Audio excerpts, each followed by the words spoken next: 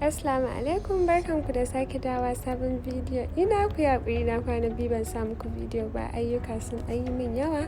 So ɗaurin da zan kawo muku yau shine zahra buhari scarf. So da farko muna buƙatar raw silk kamar yadda kuke gani, sai kuma akwai abin da ake sa a ciki, ko za ka iya sa takarda ko jarida. So for now dai zan using takarda kamar yadda kuke gani, gashi na yi folding a ciki. Zan ce ta riƙe min gefe da gefe, sai na haɗe gurin, sai na ƙulle. Idan na ƙulle ya tamku sosai, za ta riƙe min ɗaya gefe da gefen, na gyaggyara shi na saita gaban ɗaurin. Kamar yadda kuka ga yadda ta riƙe gefe da gefen, na raba su kai ɗaya ne, tsawon su ɗaya.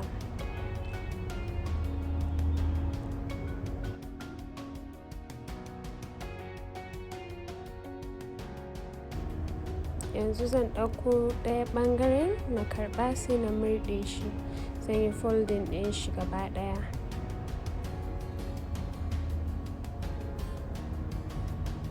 Sai in ɗago shi sama, sai ta ɗaya side ɗin nata, then sai na saka fin a gurin na matse.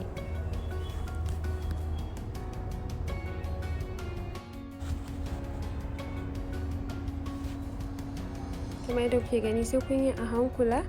Pin guda ɗaya ba lallai ya isa ya riƙe shi ba, sai ka ƙara saka wani pin ɗin saboda ya riƙe, kakka zo sai ka cika kuma ya kwance. Sai in murɗe shi ma ɗaya ɓangaren kaɗan, amma shi ba duka ba.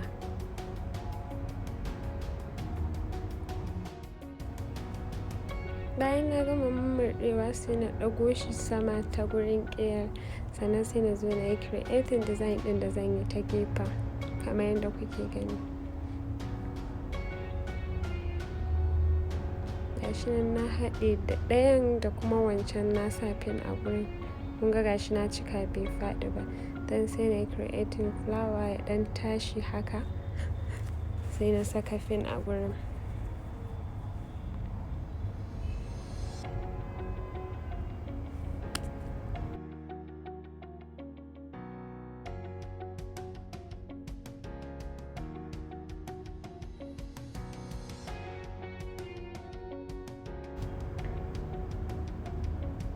So duk wanda ma yake so dai irin ɗaurin nan, idan ka zo ya danganta da irin design ɗin da hannunka ya baka, saboda irin wannan ɗaurin kawai da ka fara ɗan cikuikuya raw silk ɗin, zaka ga ya fara baka wani design ɗin. So idan design ɗin da ya fara baka kaga ya maka kyau, then you can go for it.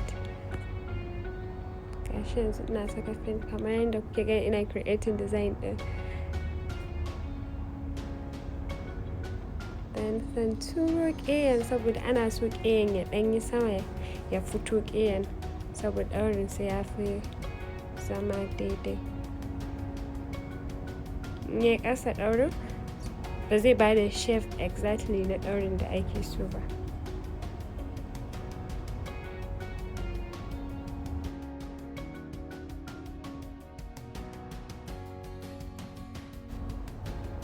Gashi nan ina ta gyaggyarawa saboda kan wani gurin ya fito. So dai ina so in ƙara sa pin a wannan gurin saboda kai ya saɓale, nan ne joint ɗin mahaɗan ɗaurin.